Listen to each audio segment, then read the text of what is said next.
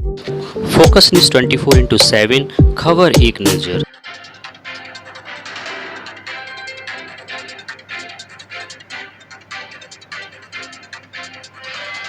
प्रधानमंत्री नरेंद्र मोदी ने अपने जीवन, भारत की राजनीति, विदेश नीति और व्यक्तिगत अनुभवों पर गहन चर्चा की। प्रधानमंत्री नरेंद्र मोदी ने हाल में ही प्रसिद्ध अमेरिकी पॉडकास्टर लेक्स फ्रीडमैन के साथ एक विस्तृत पॉडकास्ट साक्षात्कार में भाग लिया था, जिसमें उन्होंने अपने जीवन, भारत की राजनीति, विदेश नीति और व्यक्तिगत अनुभवों पर गहन चर्चा की थी। हम आपको कुछ बिंदुओं पर ले चलते हैं सीधे। राष्ट्रीय स्वयंसेवक संघ आरएसएस से जुड़ा उनका जो चर्चा का विषय रहा है। प्रधानमंत्री मोदी ने अपने बचपन में आरएसएस से जुड़े अनुभव साझा किए और बताया कि कैसे संघ में उनके जीवन में संस्कार और अनुशासन का संचार किया गया। साथ ही पाकिस्तान के साथ संबंध उनके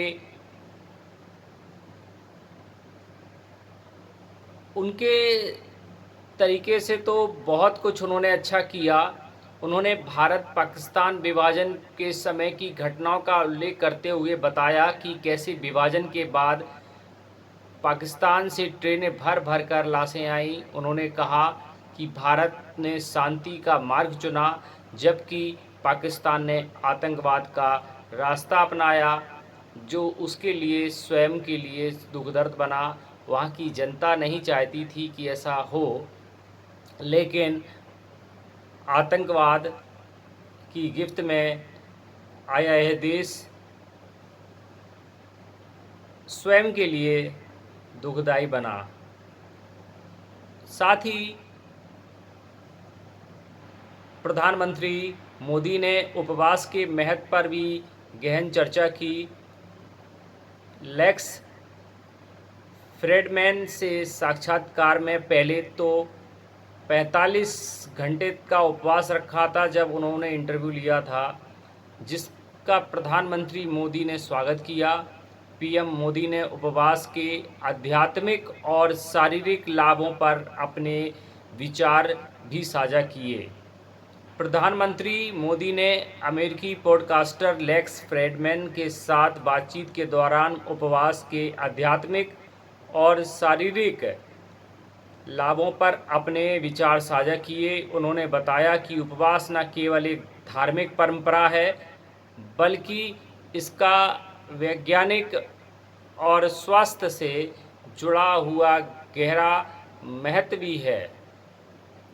पीएम मोदी के उपवास पर विचार जो हम आपको बता दें, आध्यात्मिक लाभ कैसे होता है। उपवास मन को शुद्ध करता है और आत्म संयम को बढ़ावा देता है। यह मेडिटेशन, ध्यान और साधना का एक महत्वपूर्ण हिस्सा है। भारतीय संस्कृति में उपवास को आत्म संयम और आत्मशुद्धि का माध्यम माना जाता है। शारीरिक लाभ भी एक बहुत बड़ा इसमें उन्होंने बताया है। उपवास शरीर को डिटॉक्स करने में मदद करता है, जिससे पाचन तंत्र बेहतर तरीके से काम करता है। यह मेटाबॉलिज्म को सुधारता है और शरीर को जो प्रतिरोधक क्षमता होती है, शरीर की जो रोग प्रतिरोधक क्षमता होती है, उसको बढ़ाता है। आधुनिक विज्ञान भी इंटरमिटेंट फास्टिंग को स्वास्थ्य के लिए लाभकारी मानता है। आधुनिक विज्ञान भी इंटरमिटेंट फास्टिंग को स्वास्थ्य के लिए लाभकारी मानता है, ये सभी जानते हैं।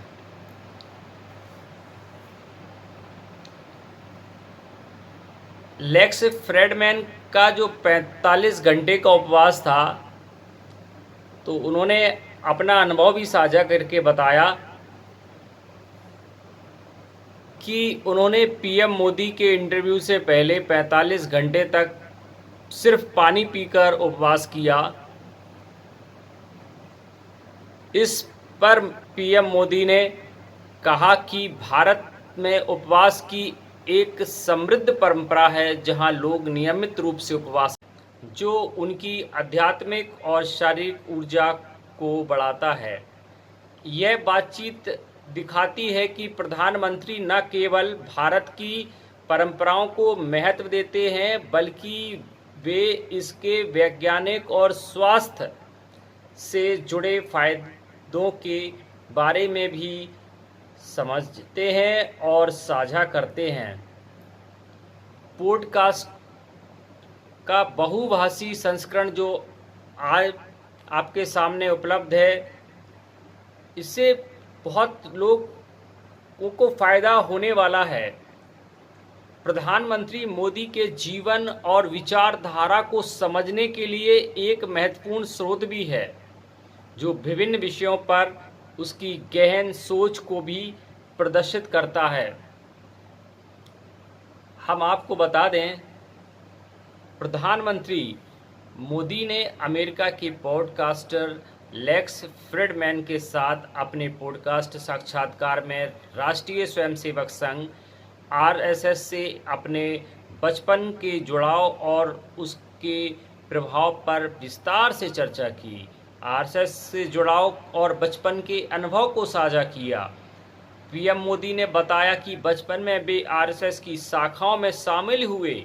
उन्होंने अपने अनुशासन, समर्पण और राष्ट्र सेवा के संस्कार को सीखा। संघ के कार्यक्रमों में भाग लेने से उन्होंने संगठन और कौशल, नेतृत्व क्षमता और सेवा भाव को आत्मसात किया। उन्होंने कहा कि संघ ने उन्हें बचपन से ही राष्ट्र प्रथम की भावना सिखाई, जिससे उनके जीवन और राजनीति में एक दृढ़ नैतिक आधार बना। आप समझिए कि संघ से जो शिक्षाएं मिली हैं, हमारे देश के माननीय प्रधानमंत्री नरेंद्र मोदी को, वो अनुशासन और समय प्रबंधन पर भी काफ़ी महत्वपूर्ण प्रकाश डालती हैं। आरएसएस की शाखाओं में समय का महत्व सिखाया जाता है, जिससे उनका जीवन अनुशासित बन सके और सामाजिक सेवा को भी सर्वोपरि माना जाता है। आरएसएस में समाज सेवा कार्यों के माध्यम से उन्होंने समाज के हर वर्ग में मदद की और मदद करना सिखाया और सीखा। और संगठन कौशल के महत्व को भी जाना। प्रधानमंत्री मोदी ने बताया कि कैसे संघ के कार्यों ने उन्हें लोगों से जुड़ने और समस्याओं को समझने और संगठित ढंग से कार्य करने की क्षमता दी है। आप समझिए, आत्मनिर्भरता और साधारण ज्ञान शैली और जो जीवन शैली है,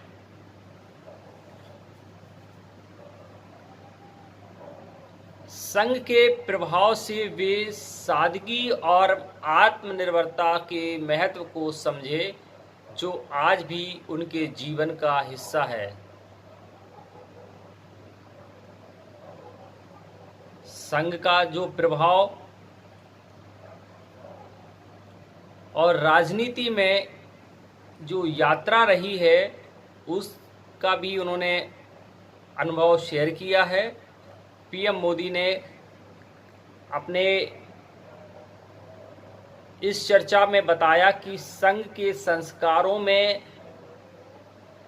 जो संघ के संस्कार थे, उन संस्कारों ने उनकी राजनीति को एक राष्ट्रवादी दृष्टिकोण दिया, जिससे वे जनता की सेवा अपनी प्राथमिकता बना सके। उन्होंने बताया कैसे संघ के अनुभव से उन्होंने आर्थिक, सामाजिक और राजनीतिक दृष्टि से आत्मनिर्भर भारत के निर्माण की प्रेरणा ली। संघ से मिली सेवा परमो धर्मा की भावना ने उन्हें प्रधानमंत्री के रूप में भी जनता के लिए निरंतर काम करने की ऊर्जा दी है। संघ से जुड़ाव पर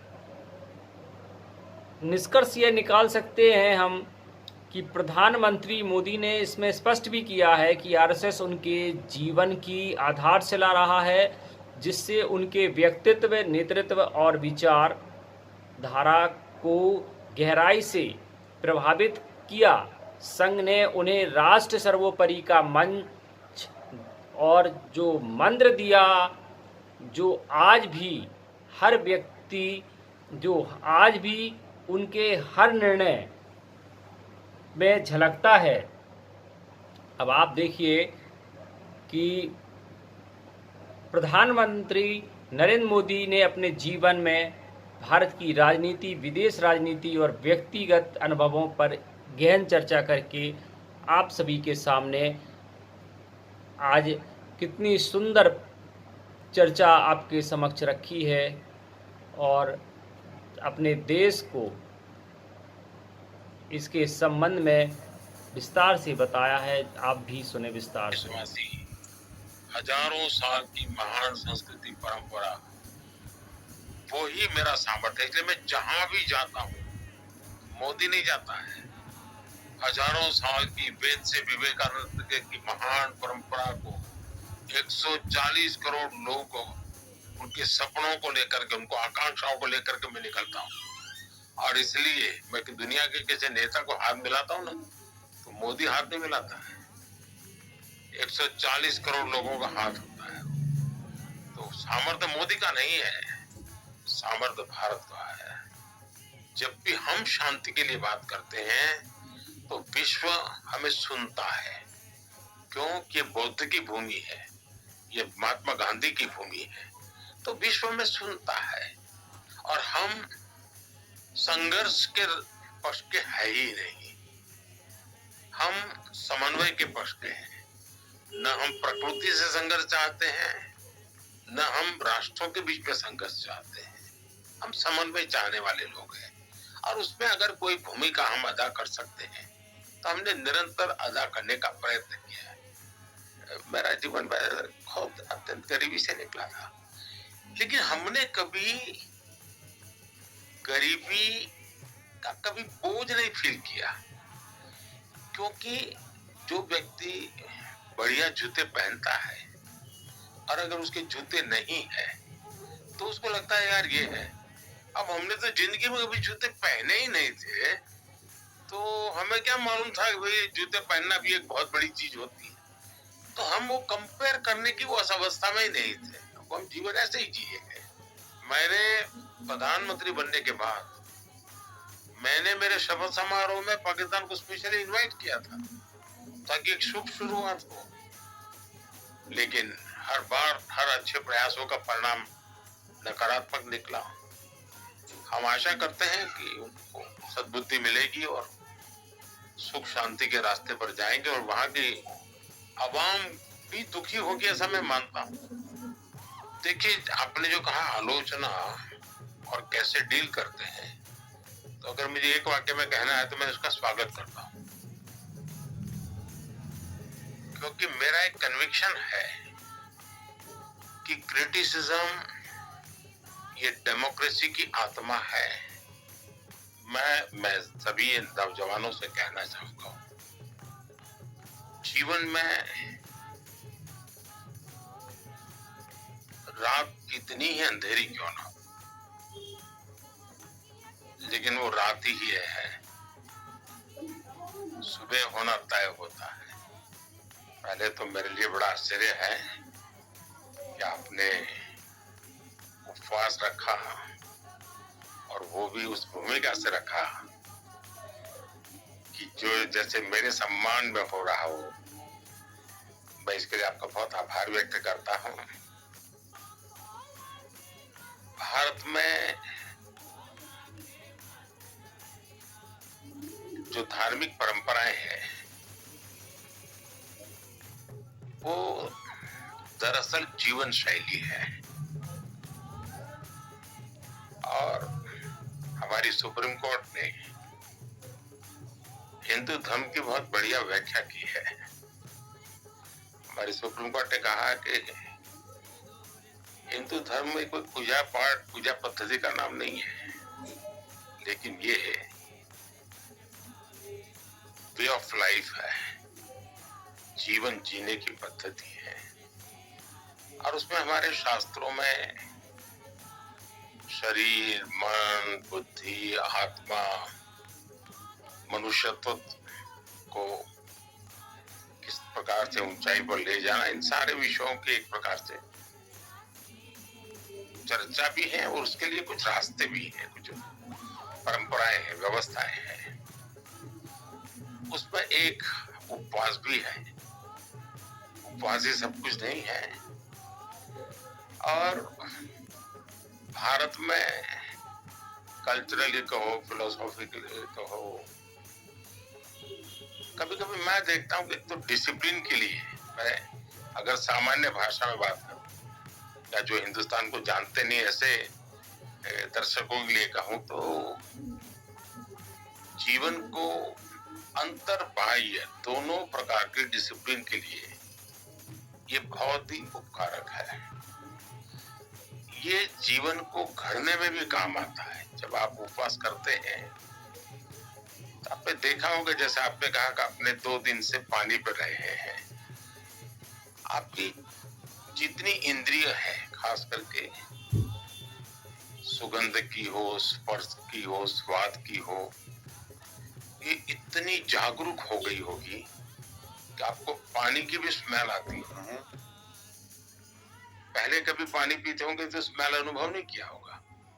कोई चाय भी लेकर के आपके बगल से गुजरता होगा तो उस चाय की स्मेल आएगी, कॉफी की स्मेल आएगी। आप एक छोटा सा फूल पहले भी देखते होंगे, आज भी देखेंगे, आप उसमें बहुत ही उसको रिकॉग्नाइज कर सकते हैं।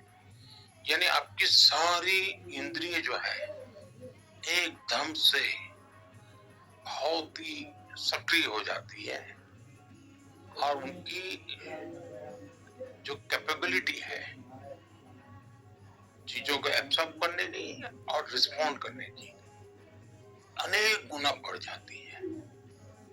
और मैं तो इसका अनुभवी हूं। दूसरा मेरा अनुभव है कि आपके विचार प्रवाह को ये बहुत ही शार्पनेस देते हैं, नयापन देते हैं।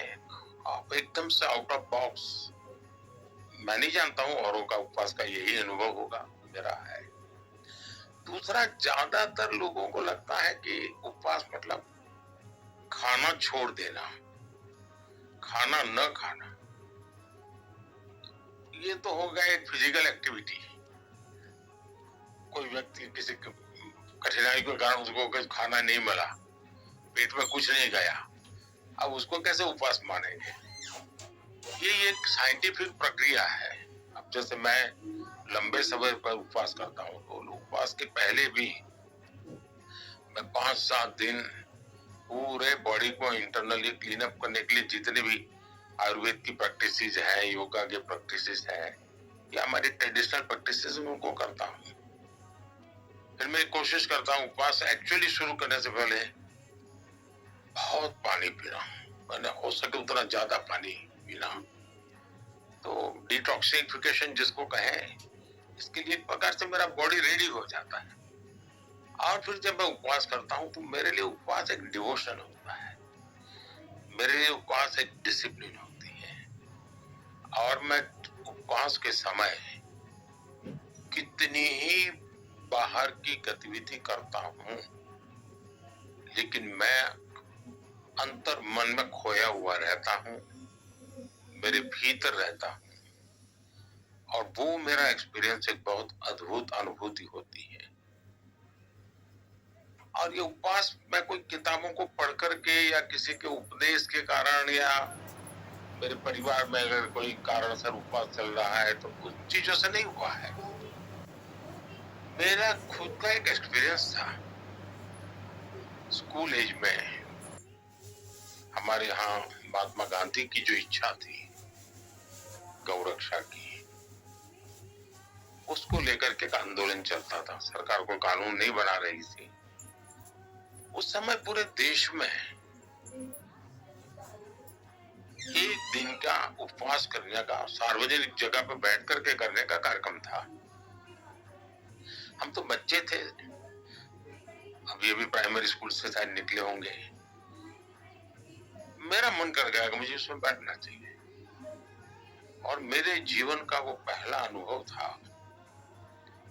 उतनी छोटी आयु में मैं कुछ, मुझे भूख लग रही है, मुझे खाने की इच्छा हो रही है, मैं जैसे कुछ नई एक चेतना प्राप्त कर रहा था, नई एनर्जी प्राप्त कर रहा था।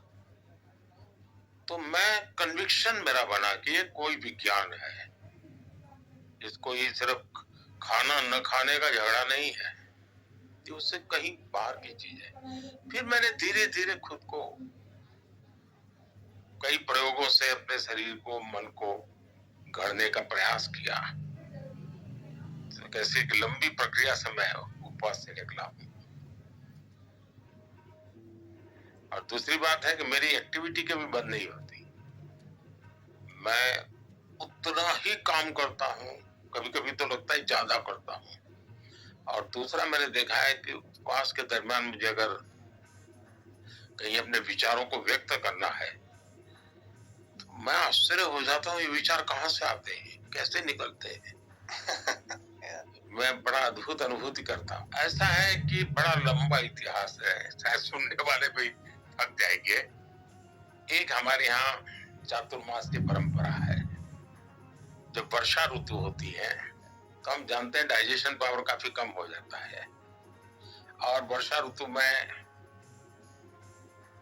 एक टाइम ही भोजन करना है, यानी 24 आवर्स में एक टाइम। और वो मेरा करीब जून मई से शुरू होता है, तो दिवाली के बाद करीब करीब नवंबर आ जाता है। करीब 4 महीना, 4.5 महीना वो मेरी एक परंपरा चलती है। और पूरे देश में उस समय दुर्गा पूजा का उत्सव होता है, शक्ति उपासना का उत्सव होता है। वो एक 9 दिन का होता है। तो उसमें मैं पूरी तरह सिर्फ गर्म पानी पीता हूँ। वैसे मैं गर्म पानी तो मेरा रूटीन है, मैं हमेशा ही गर्म पानी पीता हूँ। मेरा पुराना लाइफ ऐसा था कि जिसके कारण का आदत मेरी बनी हुई है।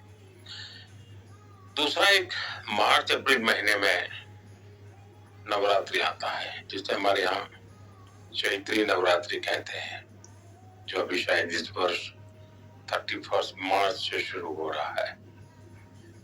तो वो 9 दिन मैं उपवास करता हूँ। उसमें मैं कोई एक फल एक बार दिन में, यानी 9 दिन के लिए, जैसे मान लीजिए मैंने पपैया तय किया, तो फिर 9 दिन तक पपैया सिवाय कोई सी चीज को हाथ नहीं लगाऊंगा और सिर्फ एक बार लूंगा।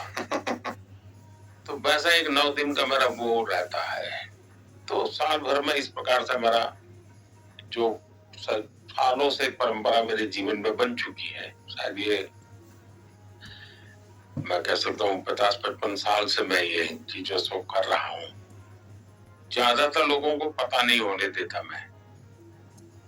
ये मेरा निजी मामला है, तो मैं इसकी कोई पब्लिसिटी वगैरह, ये लोगों को थोड़ा बहुत पता चलने लगा, ये मैं सीएम पीएम बना उसके बाद ही पता चलने लगा। अदरवाइज में ये मेरा प्योरली पर्सनल मामला रहता है।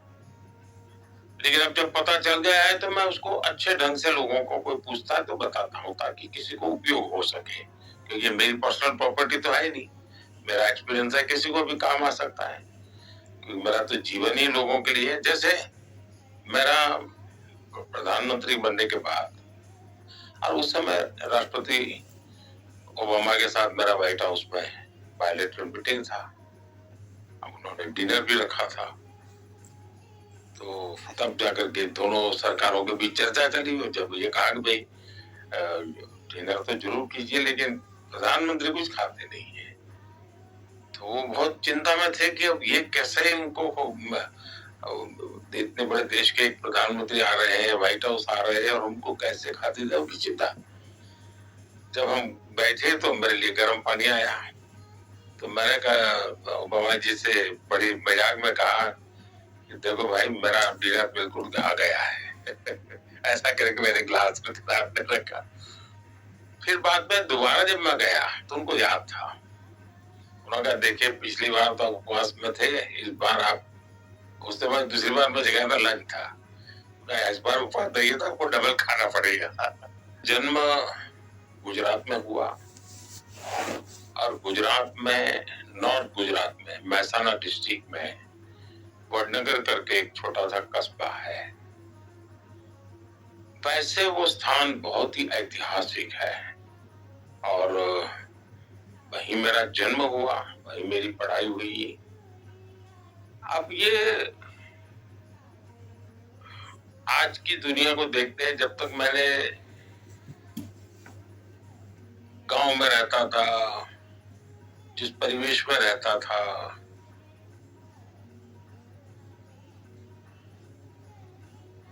अब मेरे गांव की कुछ विशेषता रही है जो शायद दुनिया में बहुत ही रेयर होती है। जब मैं स्कूल में पढ़ता था तो हमारे गांव के एक सज्जन थे, वो हमें लगातार स्कूलों में बच्चों को कहते कि देखो भाई, आप लोग कहीं जाएं और कहीं पर भी आपको कोई भी नक्काशी वाला पत्थर मिलता है या उस पर कोई लिखा हुआ पत्थर मिलता है, कार्विंग की हुई कोई चीज मिलती है, तो ये स्कूल के इस कोने में इकट्ठा करो। तो मेरा जरा उसमें क्यूरियोसिटी बढ़ने लगी, समझने लगा, तो पता चला कि हमारा गांव तो बहुत ही पुराना है, ऐतिहासिक है। फिर कभी स्कूल में चर्चा होती थी तो उसमें से जानकारी मिलने लगी। बाद में शायद चाइना ने एक फिल्म बनाई थी, और मैं उस फिल्म के विषय में कहीं अखबार में पढ़ा था कि चाइनीज फिलोसोफर ह्यूएन त्संग वो मेरे गांव में काफी समय रहे थे, काफी कई सेंचुरीज पहले आए थे। तो बौद्ध शिक्षा का वो बड़ा केंद्र था वो, तो मैंने उसके विषय में जाना, और शायद 1400 में एक बौद्ध शिक्षा का केंद्र था।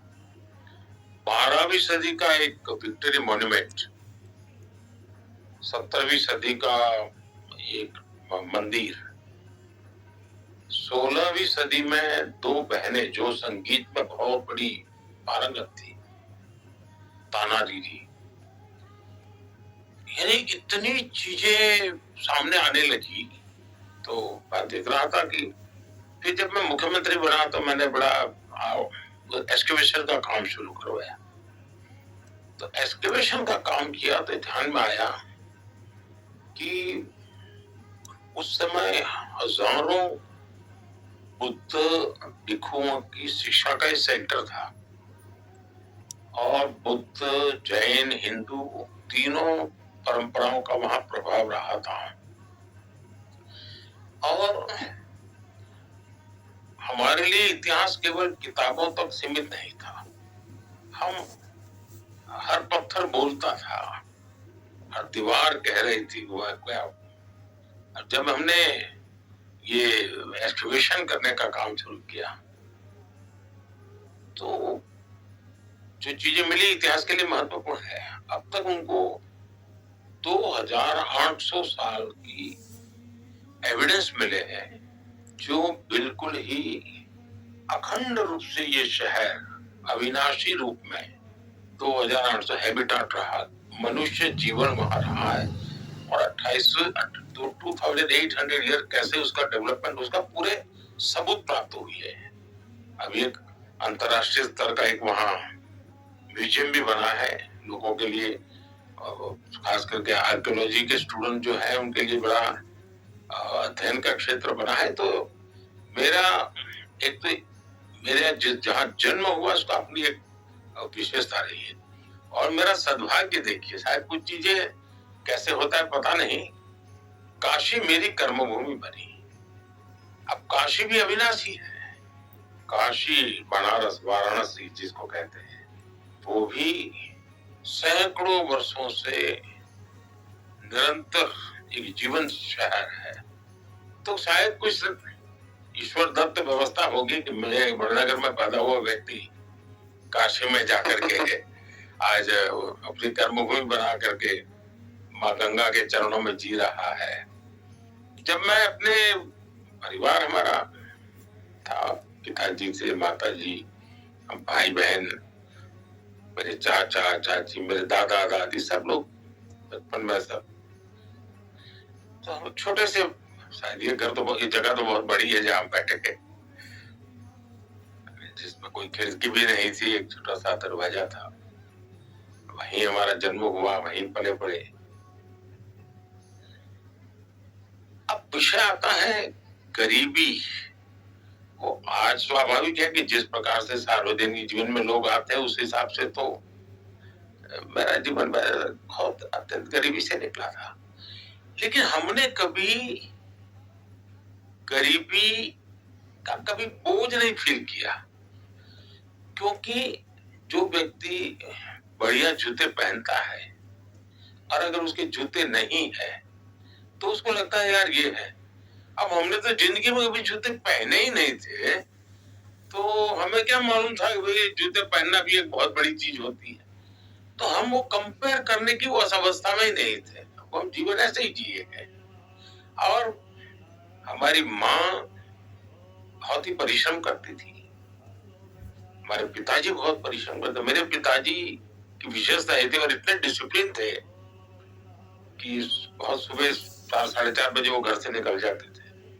काफी वो पैदल जाकर कई मंदिरों में जाकर के फिर दुकान पर पहुंचते थे।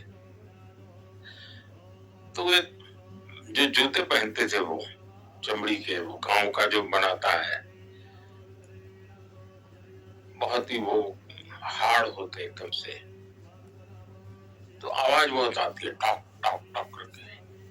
तो वो चलते थे, जब दुकान जाते थे तो लोग कहते थे कि हम घड़ी मिला लेते थे कि हाँ उधर भाई जा रहे हैं, यानी इतना उनका डिसिप्लिन लाइफ था। बहुत मेहनत करते थे, वो रात देर तक काम करते थे। वैसे हमारी माताजी भी घर की परिस्थितियों को कोई कठिनाइयां महसूस था उसके लिए करती रहती थी, लेकिन सबके बावजूद भी हमें कभी अभाव में जीने की इन परिस्थितियों ने मन पे प्रभाव पैदा नहीं किया। मुझे याद है, मैंने तो कभी स्कूल में जूते वूते पहनने का सवाल ही नहीं था। एक दिन मैं स्कूल जा रहा था, मेरे मामा मुझे रास्ते में मिल गए। उन्होंने देखा, अरे ऐसे स्कूल जाता है, जूते वूते नहीं है। तो उस समय उन्होंने कैनवास के जूते खरीद के मुझे पहना दिए। अब उस समय तो शायद वो 10-12 रुपए में आते होंगे जूते। अब वो कैनवास के थे, उस पर दाग लग जाते थे, तो सफेद कैनवास के जूते थे। तो मैं क्या करता था, स्कूल में जब शाम को स्कूल छूट जाती थी तो मैं थोड़ी देर स्कूल में रुकता था, और जो टीचर ने चॉपस्टिक का उपयोग किया है और उसके टुकड़े जो फेंके होते थे, तो 3-4 कमरों में जाके इकट्ठा करता था और वो चॉपस्टिक के टुकड़े घर ले आता था, और उसको मैं भिगो करके पॉलिश बना के मेरे कैनवास के जूते पर लगा करके चमकदार वाइट बना करके जाता था। तो मेरे लिए वो संपत्ति थी, मैं वैभव अनुभव करता था। अब मुझे पता नहीं क्यों बचपन से हमारी माँ स्वच्छता वगैरह विषय में बहुत जागरूक थी, तो हमें भी शायद संस्कार हो गए। तो मुझे जरा कपड़े वपड़े ढंग से पहनने की आदत कैसे है पता नहीं, बचपन से थी। जो भी हो उसको ठीक से पहनूं। तो मैं आयरन कराने के लिए या प्रेस कराने के लिए तो हमारे पास कोई व्यवस्था थी नहीं। तो मैं तांबे के लोटे में पानी भर के गर्म करके उसको चिमचे से पकड़ करके मैं खुद अपना प्रेस करता था और स्कूल चला जाता था। तो ये जीवन का एक आनंद लेता था। हम लोग कभी ये गरीब है क्या है, कैसे वो ये लोग कैसे जीते, इनका जुग कैसा है, ऐसा तो कभी संस्कार नहीं हुआ। जो है उसी में मस्त मौजी से जीना, काम करते रहना, कभी रोना नहीं इन चीजों को लेकर के। और मेरे जीवन की इन सारी बातों को भी सद्भाग्य कहो या दुर्भाग्य कहो, राजनीति में ऐसी मेरी परिस्थिति बन गई कि चीजें निकल करके आने लगी। क्योंकि लोग, जब मैं सीएम का मेरा शपथ हो रहा था तो टीवी वाले मेरे गांव पहुंच गए, मेरे दोस्तों को पूछने लग गए, मेरा घर का वो वीडियो निकालने के लिए चले गए। तब पता चला कि ये कहां से आ रहा है। उसके पहले कोई ज्यादा मेरे विषय में जानकारी नहीं थी लोगों को। तो जीवन मेरा ऐसा ही रहा है। और हमारी माताजी का एक स्वभाव रहा था कि सेवा भाव उनकी प्रवृत्ति में था और उनको कुछ परंपरागत चीजें आती थी दवाई की, तो बच्चों को वो ट्रीटमेंट देती थी। तो सुबह 5 बजे बच्चे सूर्योदय के पहले उनकी ट्रीटमेंट होती थी। तो सब लोग हमारे घर पर सब लोग आ जाते थे, छोटे बच्चे रोते भी रहते थे, तो हम लोगों को भी जल्दी उठना होता था उसके कारण। और माई फिर उनको ट्रीटमेंट करते रहती थी। ये सेवा भाव जो है वो एक प्रकार से इन्हीं चीजों में से पनपा हुआ था। एक समाज के प्रति संवेदना, किसी के लिए कुछ अच्छा करना। तो ऐसे एक परिवार से मैं समझता हूँ कि माता के, पिता के, मेरे शिक्षकों के, जो भी वो परिसर मुझे मिला, परिवेश मिला, उसी से जीवन मेरा चला। रात कितनी ही अंधेरी क्यों ना, लेकिन वो रात ही है, सुबह होना तय होता है। और इसलिए हमारे में वो पेशेंस चाहिए, आत्मविश्वास चाहिए। है ये हालत है, और मैं हालत के कारण नहीं हूं। ईश्वर ने मुझे किसी काम के लिए भेजा है, ये भाव होना चाहिए। और मैं अकेला नहीं हूं, जिसने मुझे भेजा है वो मेरे साथ है, ये एक अटूट विश्वास होना चाहिए। कठिनाइयां भी कसौटी के लिए हैं, कठिनाइयां मुझे विफल करने के लिए नहीं है। मुसीबतें मुझे मजबूत बनाने के लिए है। मुसीबतें मुझे हताश निराश करने के लिए नहीं है। और मैं तो हर ऐसे संकट को, हर मुसीबत को हमेशा अवसर मानता हूँ। तो मैं नौजवानों से कहूंगा, दूसरा पेशेंस चाहिए, शॉर्टकट नहीं चलता जी। हमारे यहाँ रेलवे स्टेशन लिखा रहता है, कुछ लोगों को आदत होती है वो ब्रिज पर से रेलवे पटरी क्रॉस करने के बजाय नीचे से भागने की, तो वहां लिखा होता है shortcut will cut you short. तो मैं नौजवानों को भी कहूंगा, shortcut will cut you short. कोई शॉर्टकट नहीं होगा, एक पेशेंस होना चाहिए, धीरज होनी चाहिए। और हमने जो भी दायित्व मिलता है ना, उसमें जान भर देनी चाहिए, उसको मस्ती से जीना चाहिए, उसको आनंद लेना चाहिए। और मैं मानता हूं कि अगर ये मनुष्य के जीवन में आता है, उसी प्रकार से बहुत कुछ है। वैभव ही वैभव है, कोई चिंता का विषय। वो भी अगर कंबल ओढ़ करके सोता रहेगा तो वो भी बर्बाद हो जाएगा।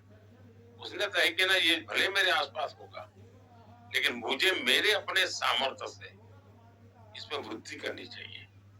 मुझे मेरे सामर्थ्य से समाज को ज्यादा देना चाहिए।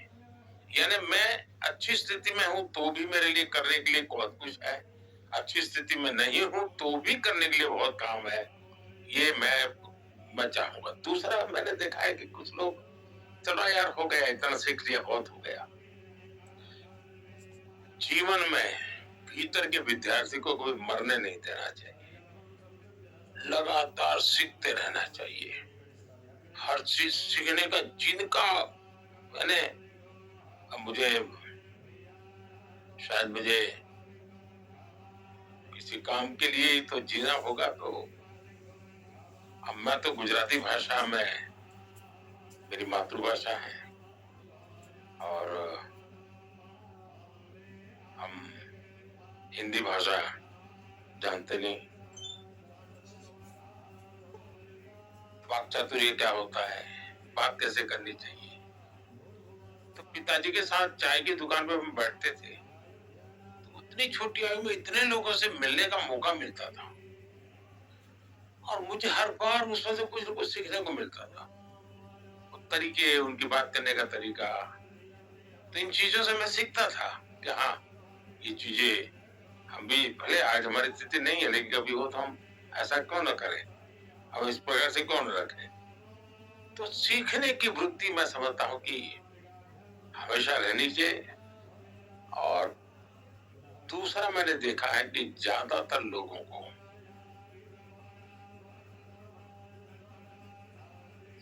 पाने बनने कि मन में सपने होते हैं, टारगेट होते हैं, और वो जब नहीं होता है तो निराश हो जाता है। और इसलिए मैंने हमेशा मेरे मित्रों से जब भी मुझे बात करने का मौका मिलता है, मैं कहता हूँ भाई देखिए, पाने बनने के सपनों के बजाय कुछ करने का सपना देखो। जब करने का सपना देखते हो और मान लीजिए आपने 10 तक पहुंचना तय किया, 8 पहुंचे, तो आप निराश नहीं होंगे, आप 10 के लिए मेहनत करोगे।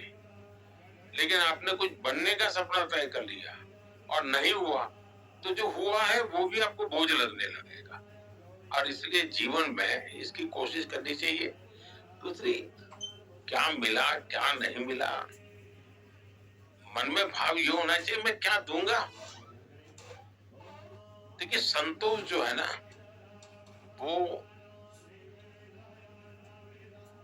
आपने क्या दिया उसकी कोख से पैदा होता है। देखिए, मैं इस विषय में ज्यादा बातें बहुत करता नहीं हूँ, लेकिन कुछ मैं बाहरी चीजें आपको जरूर कह सकता हूँ। मुझे लगता है काफी मेहनत की। देखिए, मैं इस विषय में ज्यादा बातें बहुत करता नहीं हूँ, लेकिन कुछ मैं बाहरी चीजें आपको जरूर कह सकता हूँ। अब देखिए, मैं छोटे से स्थान पे रहा, हमारी जिंदगी एक सामूहिकता की थी, क्योंकि लोगों के बीच में ही रहना, जीना वही था। और एक लाइब्रेरी थी गांव में, तो वहां जाना, किताबें पढ़ना। अब उन किताबों में जो मैं पढ़ता था, तो मुझे लगता था कि मुझे अपने जीवन को, कि हम भी क्यों न ऐसे ट्रेन करें अपने जीवन को, ऐसी इच्छा होती थी। जब मैं स्वामी विवेकानंद जी के लिए पढ़ता था, छत्रपति शिवाजी महाराज के लिए पढ़ता था, ये कैसे करते थे, कैसे जीवन को बनाते थे। और उसके लिए मैं भी अपने साथ काफी प्रयोग करता रहता था। मेरे उस प्रयोगों का तो लेवल ऐसा ही था कि जिसको हम कहेंगे शरीर के साथ जुड़े हुए रहते थे। जैसे मेरे यहाँ उतनी ठंड नहीं होती है, लेकिन दिसंबर महीने में ठंड होती है कभी, लेकिन फिर भी रात में और ठंडा लगता है, स्वाभाविक है। तो मैं कभी तय करता था कि मैं आज कहीं खुले में बाहर सो जाऊंगा और कुछ भी शरीर को ओढ़ने के लिए नहीं लूंगा, देखता हूँ ठंड क्या करती है। तो मैं कभी कभी शरीर के साथ ऐसे प्रयोग बहुत छोटी उम्र में कर लेता था और वो मुझे हमेशा से रहता था। और मेरे लिए लाइब्रेरी में जाना और काफी चीजें पढ़ना, तालाब जाना, परिवार के सब लोगों के कपड़े धोना, और स्विमिंग का काम मेरा हो जाता था। मेरा फिजिकल एक्टिविटी स्विमिंग ही हुआ करती थी।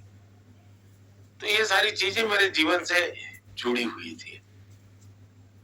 उसके बाद जब मैं विवेकानंद जी को पढ़ने लगा तो मैं जरा और आकर्षित होने लगा। एक बार मैंने स्वामी विवेकानंद जी के लिए पढ़ा। उनकी माता जी बीमार थी और वो रामकृष्ण परमहंस जी के पास गए। उनसे झगड़ा करते थे, वो उनसे बहस करते थे अपने प्रारंभिक काल में। वे बौद्धिक भी जितनी शक्ति का उपयोग कर सकते थे करते थे,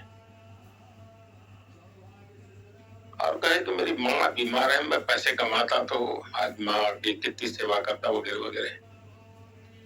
रामकृष्ण देवा ने कहा, भाई मेरा सब असर क्यों खा रहे हो तुम? जाओ ये माँ काली के पास जाओ, माँ काली है, उसे मांगो तुझे जो चाहिए हो। तो विवेकानंद जी गए, माँ काली की मूर्ति के सामने घंटों तक बैठे, साधना की, बैठे रहे। कई घंटों के बाद वापस आए तो रामकृष्ण देव ने पूछा, भाई मांग लिया तूने माँ से? नहीं, बोले मैंने तो नहीं। अच्छा, बोले दोबारा जाना कल, तेरा काम माँ करेगी, माँ से मांगो ना। दूसरे दिन गए, तीसरे दिन गए, और वो उन्होंने देखा कि भाई मैं तो कुछ मांग नहीं सकता था। मेरी माँ की तबीयत खराब थी, मुझे जरूरत थी, लेकिन मैं माँ के पास बैठा हूं, मैं साक्षात माँ का ऐसे खोया हुआ उसमें, लेकिन मैं कुछ भी मांग नहीं पाता हूँ माँ से। ऐसे ही खाली हाथ लौट के आता हूँ और रामकृष्ण देव जी को कहता हूँ, मैं तो खाली हाथ चला है, मैंने कुछ नहीं मांगा। देवी के पास जाना और कुछ मांग न पाना,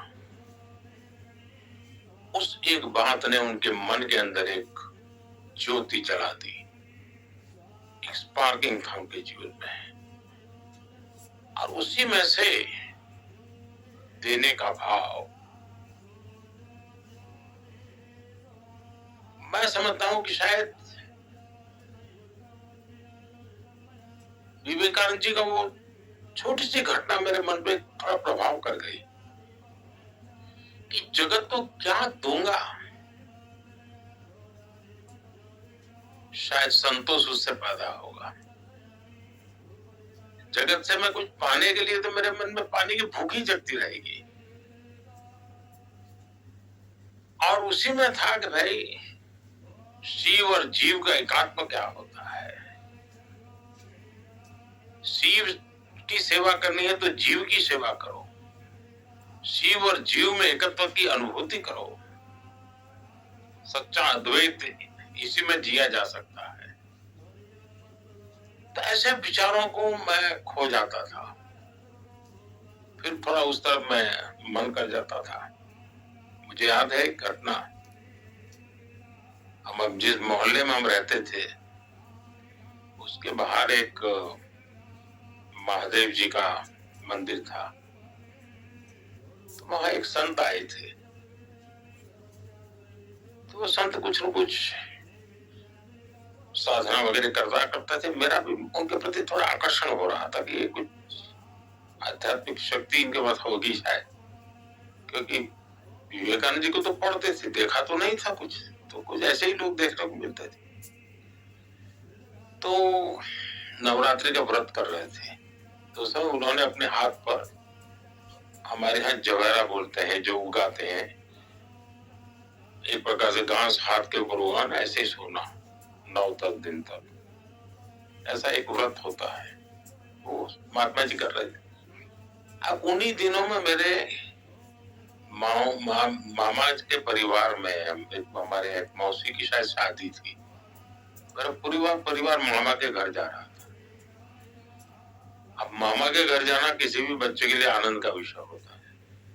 मैंने वो घर वालों से कहा नहीं, मैं तो नहीं आऊंगा, मैं तो यहीं रहूंगा, मैं ये स्वामी जी की सेवा करूंगा, इनके हाथ पर ये रखा हुआ है तो वो तो खा पी नहीं सकते, तो मैं ही करूंगा उनका। उस बचपन में मैं नहीं गया शादी में, मैं उनके पास रहा और स्वामी जी की सेवा कर रहा था। तो शायद मेरा कुछ उसी दिशा में कुछ मन लग जाता था।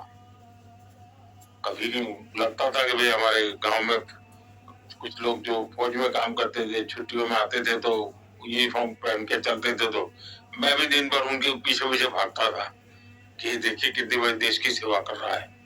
तो ऐसे, लेकिन कुछ मेरे लिए नहीं, कुछ करना है, बस ये भाव रहता था। तो ज्यादा समझ नहीं थी, कोई रोड मैप भी नहीं था, भूख थी कुछ मुझे इस जीवन को जानने की, पहचानने की। मैं चला गया, निकल पड़ा। तो मिशन में मेरा संपर्क आया, वहां के संतों ने बहुत प्यार दिया, मुझे बहुत आशीर्वाद दिए। स्वामी आत्मस्थानंद जी के साथ तो मेरी बड़ी निकटता बन गई। वो 100 साल तक करीब करीब जीवित रहे और जीवन के उनके आखिरी क्षणों में मेरी बहुत इच्छा थी कि वो मेरे पीएम हाउस में आकर के रहे, लेकिन उनकी जिम्मेवारी इतनी थी कि वो आए नहीं। जब मैं सीएम था तब तो आते थे, मुझे बहुत उनका आशीर्वाद मिलता था। लेकिन उन्होंने मुझे गाइड किया, भाई तुम क्यों यहाँ अपना आए, तुम्हें जो करना है कुछ और काम है। तुम खुद के भलाई के लिए तुम्हारी प्रायोरिटी है कि समाज की भलाई के लिए। विवेकानंद जी ने जो भी कहा है वो समाज की भलाई के लिए है, तुम तो सेवा के लिए बने हो। और मैं एक प्रकार से वहां थोड़ा निराश भी हुआ, क्योंकि उपदेश से सुनने को मिला, मदद तो मिली नहीं। फिर मैं अपने रास्ते पर चलता रहा, कई जगह पे हिमालयन लाइफ में रहा, बहुत कुछ अनुभव किया, देखा, बहुत सारे जीवन के अनुभव रहे, कई लोगों से मिलना हुआ, बड़े बड़े तपस्वी लोगों से मिलने का मौका मिला, लेकिन मन स्थिर नहीं था मेरा। आयु भी शायद ऐसी थी जिसमें जिज्ञासा बहुत थी, जानना समझने की ख्वाहिश थी। एक नया अनुभव था, वहां की मौसम की दुनिया भी अलग थी, पहाड़ों, बर्फीले पहाड़ों के बीच में रहना होता था। लेकिन सबने मुझे घड़ने में बहुत बड़ी मदद की, मेरे भीतर की सामर्थ्य को उसमें से बल मिला। साधना करना, ब्रह्म मुहूर्त में उठना, स्नान करना, लोगों की सेवा करना, सहज से जो बुजुर्ग संत होते थे, तपस्वी संत, उनकी सेवा करना। एक बार वहां पर नेचुरल कैलेमिटी आई थी, तो मैं काफी गांव वालों की मदद में लग गया। तो ये मेरे जो संत महात्मा जो भी जिनके पास कभी न कभी मैं रहता था, ज्यादा दिन एक जगह पे नहीं रहता था, मैं ज्यादा भटकता ही रहता था। एक प्रकार वैसा ही जीवन था। बाहर की दृष्टि से तो आपको लगता होगा कि इसको नेता कोई लोग कहते होंगे या प्रधानमंत्री कहते होंगे, मुख्यमंत्री कहते होंगे, लेकिन मेरा जो भीतर जीवन है वो सातत्य है। जो बचपन में माँ बच्चों को कुछ उपचार करती थी, उस समय उन बच्चों को संभालने वाला मोदी, हिमालय में भटकता हुआ मोदी, या आज इस स्थान पर बैठ करके काम कर रहा मोदी, उसका सबके अंदर एक सातत्य है। हर पल औरों के लिए ही जीना है, और वो सातत्य में के कारण मुझे साधु और नेता ऐसा कोई बहुत बड़ा डिफरेंशिएट दुनिया की नजरों में तो हो, क्योंकि वो कपड़े अलग होते, जीवन अलग होता, दिन भर की भाषा अलग होती, यहाँ का काम अलग है, लेकिन मेरे भीतर का जो व्यक्तित्व है वो तो उसी डिटैचमेंट से दायित्व को संभाल रहा है। बचपन में कुछ न कुछ करते रहना ये स्वभाव था मेरा। मुझे याद है मेरे यहाँ एक माकोसी, मुझे नाम बोला या नहीं, वो सेवा दल के शायद हुआ करते थे, माकोसी सोनी ऐसा कुछ भी थे। अब वो एक बजाने वाली डफली जैसा रखते थे अपने पास, और देशभक्ति के गीत, और उनकी आवाज भी बहुत अच्छी थी। तो हमारे गांव में आते थे, तो अलग अलग जगह पे उनके कार्यक्रम होते थे, तो मैं पागल की तरह बस उनको सुनने चला जाता था। रात रात भर उनके देशभक्ति के गाने सुनता था, मुझे मजा आता था। क्यों आता तो पता नहीं है। वैसे ही मेरे यहाँ राष्ट्रीय स्वयंसेवक संघ की शाखा चलती थी। शाखा में तो खेल कूद होता नहीं, देशभक्ति के गीत होते थे। मन को जरा बड़ा मजा आता था, एक मन को छूता था, अच्छा लगता था। तो ऐसे ही करके हम संघ में आ गए। तो संघ के एक संस्कार तो मिले कि भाई कुछ भी सोचो करो, अगर वो पढ़ते हो तो भी सोचो मैं इतना पढ़ू मैं देश के काम में। अगर व्यायाम करता हूँ मैं ऐसा व्यायाम करो मेरा शरीर भी देश को काम आए। ये संघ के लोग सिखाते रहते हैं। अब संघ एक बहुत बड़ा संगठन है, शायद अब उसके 100 साल हो रहे, 100वां वर्ष है, और दुनिया में इतना बड़ा स्वयंसेवी संगठन कहीं होगा ऐसा मैंने तो नहीं सुना है। करोड़ों लोग उसके साथ जुड़े हुए हैं, लेकिन संघ को समझना इतना सरल नहीं है। संघ के काम को समझने का प्रयास करना चाहिए। और संघ स्वयं तो एक पर्पज ऑफ लाइफ जिसको कहे, इसके विषय में आपको एक अच्छी दिशा देता है। दूसरा, देश ही सब कुछ है और जन सेवा ही प्रभु सेवा है। ये जो हमारे वेद काल से जो कहा गया है, जो हमारे ऋषियों ने कहा, जो विवेकानंद ने कहा, वही बातें संघ के लोग करते हैं। तो स्वयंसेवक को कहते हैं भाई तुम्हें संघ में से जो प्रेरणा मिली वो 1 घंटा शाखा है, वो स्वयं नहीं, यूनिफॉर्म पहनना वो स्वयं संघ नहीं है। तुमने समाज के लिए कुछ करना चाहिए। और वो प्रेरणा के आज ऐसे काम चल रहे हैं, जैसे कुछ स्वयंसेवकों ने सेवा भारती नाम का संगठन खड़ा किया है। ये सेवा भारती जो गरीब बस्तियां होती है, झुग्गी झोपड़ी में गरीब लोग रहते हैं, जिसको वो सेवा बस्ती कहते हैं। मेरी मोटी मोटी जानकारी है, करीब 1.25 लाख सेवा प्रकल्प चलाते हैं और किसी सरकार की मदद के बिना, समाज की मदद से वहां जाना, समय देना, बच्चों को पढ़ाना, उनके हेल्थ की चिंता करना, ऐसे ऐसे काम करते हैं। संस्कार उनके अंदर लाना, उस इलाके में स्वच्छता का काम करना, यानी बिल्कुल 1.25 लाख एक छोटा नंबर नहीं है। वैसे कुछ स्वयंसेवक है संघ में से ही गड़े हुए हैं, वो वनवासी कल्याण आश्रम चलाते हैं और वो जंगलों में आदिवासियों के बीच में रह करके आदिवासियों की सेवा करते हैं। 70,000 से ज्यादा वन टीचर वन स्कूल एकल विद्यालय चलाते हैं। और अमेरिका में भी कुछ लोग हैं जो उनको लिए शायद $10 या $15 का डोनेशन करते हैं इस काम के लिए। और वो कहते हैं कि एक कोका कोला नहीं पीनी है इस महीने, एक कोका कोला मत पियो और उतना पैसा ये एकल विद्यालय को दो। अब 70,000 एकल विद्यालय आदिवासी बच्चों को पढ़ाने के लिए करना। कुछ स्वयंसेवकों ने शिक्षा में क्रांति लाने के लिए विद्या भारती नाम का संगठन खड़ा किया। करीब 25,000 स्कूल चलते हैं उनके देश में और 30 लाख से छात्र एट अ टाइम होते हैं। और मैं मानता हूं तक करोड़ों विद्यार्थियों को और बहुत ही कम दाम में पढ़ाई हो और संस्कार को भी प्राथमिकता हो, जमीन से जुड़े हुए लोग हो, कुछ न कुछ हुनर सीखे, समाज पर बोझ न बने। यानी जीवन के हर क्षेत्र में वे, चाहे महिला हो, युवा हो, इवन मजदूर, शायद मेंबरशिप के हिसाब से मैं कहूं तो भारतीय मजदूर संघ है, शायद उसके 55,000 के करीब यूनियंस है शायद, और करोड़ों की तादाद में उनके मेंबर्स हैं। शायद दुनिया में इतना बड़ा लेबर यूनियन कुछ नहीं होगा। और सिखा कैसा जाता है, लेफ्टिस्ट लोगों ने मजदूरों की मूवमेंटों को बड़ा बल दिया लेबर मूवमेंट जो लगे हैं उनका नारा क्या होता है?